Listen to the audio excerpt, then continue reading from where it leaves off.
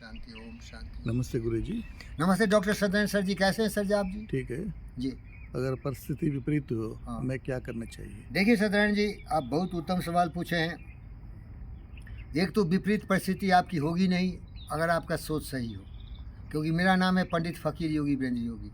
अगर मैं सचमुच सबों को प्यार करता हूँ तो प्यार के बदले कोई पत्थर मुझे मारेगा नहीं, हमसे नफरत करेगा नहीं, हमसे नाराज़ कोई होगा नहीं। अगर सचमुच मैं योगी हूँ तो दुनिया भरे पलट जाए, सूर्य आके मेरे चरणों में गिर जाए, चांद हमारे सर पर आ जाए, फिर भी हम हैं, हम ही रहें। हम परिस्थितियों के दास नहीं बने, क्योंकि मेरा मूलभूत सिद्धांत जो है वह है कि हम अपनी मानसिक संतुलन बना के रखें। जो ऋग्वेद में कहा 191 वर्ष में, संघसतोम संबद्धोम समो मानासी जानताम देवा भागी में था पूर्वे संजाना न उपासते। हमारे मानसिक संतुलन हमेशा बैलेंस और सिमेट्रिकल रहे और हमारी विचारधारा पतंजलि योग सूत्र के हिसाब से दूसरों के साथ व्यवहार हमेशा हो अहिंसा, सत्य, आस्था, ब्रह्मचर्य और परिग्रह। अहिंसक रहे, कभी क्रोध नहीं हो, कभी लोभ नहीं हो, कभी लालच नहीं हो, कभी झूठ नहीं बोलें, कभी स्त्रियों को माता के समान ही सोचते रहें, उनके साथ दुर्व्यवहार नहीं हो, किसी दूसरे के धन दौलत को देख के हम उसके लोभी हो के उसके कब्जे पर नहीं करें, ये मेरा दूसरों के साथ व्यवहार हो। तो बाहरी परिस्थिति कभी विपरीत हो ही नहीं सकती। हम अहिंसक हैं, किसी का नुकसान नहीं किया। कबीरदास ने इसी को कहा ना, जग में बैरी कोई नहीं जो मन शीतल हो, यह पातू डाल दे दया करे सबको। ये हमको सबके साथ अच्छा करेंगे और ये यूनिवर्सल लॉ भी है, universal law of cause and effect, sowing and reaping, law of karma. तो बाहरी परिस्थिति भी हमारे सोच के अनुकूल हो जाएगी। बुद्ध यही करते थे।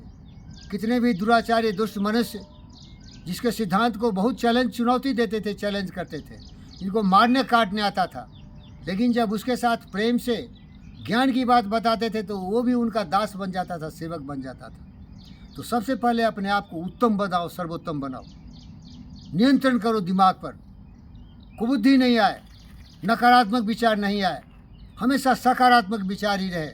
और इसके लिए धारण करो सच्चे विचारों को और ध्यान लगाओ तो समाधि मिलेगी। आपका माइंड कभी अनस्टेबल नहीं होगा। बुद्ध का नहीं होता था, वो हमेशा उसी फेज में रहते थे, एंकर कर दिए थे, पिन कर दिए थे उस फेज में जो हमारे माइंड के डोमेन विचलित होते रहते हैं। इसीलिए तो योग विद्या है, योगा चित्तवृत्ति निरोधा। एक योगी को चाहिए कि मानसिक संतुलन बना के रखे। और बड़े से बड़े सफल व्यक्ति एंड्रू कार्नेगी भी कहे थे, he will be the Greste who has taken full possession of his mind and control and directed towards a specific goal, whatever his goal and mission.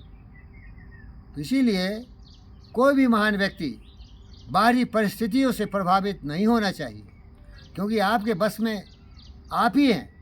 You are only responsible for your thought, words, conduct and behaviour. अगर बाहर में आग लग गया तो आप क्या करेंगे? अगर आपके घर में आग लग गया, उसमें मर जाएंगे तो क्या करेंगे आप? कोशिश करिए कि बुझा देंगे। दूसरे भी अशांत है तो उसको शांत करने की कोशिश करिए, लेकिन वो आपके हाथ में नहीं है। लेकिन आप जिम्मेदारी अपना लीजिए ना भाई। आप क्यों लोभ कर रहे हैं, क्यों लालच कर रहे हैं, क्यों क्रोध कर रहे हैं, क्यों आपकी मानसिक संतुलन खराब हो जा रही है? तो अपनी जिम्मेदारी संभाल लीजिए। और बाहरी परिस्थिति बाहरी है तो उसके बारे में क्यों सोच रहे हैं? जो भीतरी परिस्थिति है आपके सोच से बनेगी। और यमा बता दिया ना, अहिंसा, सत्य, आस्था, ब्रह्मचर्य और परिग्रह। नियम भी जान लीजिए। स्वच्छ मन वचन कर्म से विचार को स्वच्छ रखो, पवित्र रखो। संतोष, हमेशा संतोष रहो। संतोष रहोगे तो लोभ लालच कहाँ से आएगा भाई? आएगा ही नहीं। हमको कुछ नहीं चाहिए, जितना वही काफ़ी है। गोधन गधन बाजी धन और धन खान, जो पाए संतोष धन सब धन धूल समान। तपस्वी बनो, योगी बनो, कर्म योगी बनो। कर्म से सब पाया जा सकता है, लोभ लालच की आवश्यकता कहाँ? इसके बाद क्या है? स्वाध्याय, अपने आप पर भरोसा रखो। दूसरे के भरोसे, दूसरे के मुंह ताकने वाले भिखारी होते, वो कभी भी महान व्यक्ति नहीं हो सकते। वहाँ भी परिस्थिति के दास बन के दूसरों का मुंह मत ताको।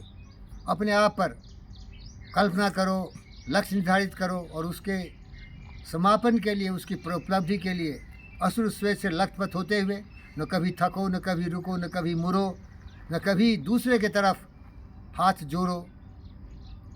कोई भी कितना बड़ा हो, तुमसे बड़ा कोई नहीं है, ये विश्वास रखना, क्योंकि अपनी मदद खुद करना चाहिए। देखकर बाधा विविध बहुत विघ्न घबराते नहीं, रह भरोसे भाग्य दुख भोग पछताते नहीं। तो मेरे प्यारे दोस्त सत्यनारायण जी, कभी भी आप परिस्थिति का दास मत बनो, पर कभी भी आप परिस्थिति का दास मत बनिए। मैथिली शरण गुप्त ने कहा, बाहरी शक्ति तुम्हें कुछ दे नहीं सकती, करके विधिवाद में खेद करो, निज लक्ष्य निरंतर भेद करो। बनता बस उद्यम ही विधि है, मिलती जिससे सुखी निधि है। समझो घृणित निष्क्रिय जीवन को, निकम्मा मत बनो, निकम्मा मत बनो। समझो घृणित निष्क्रिय जीवन को, नर हो न निराश करो मन को। धन्यवाद डॉक्टर सर।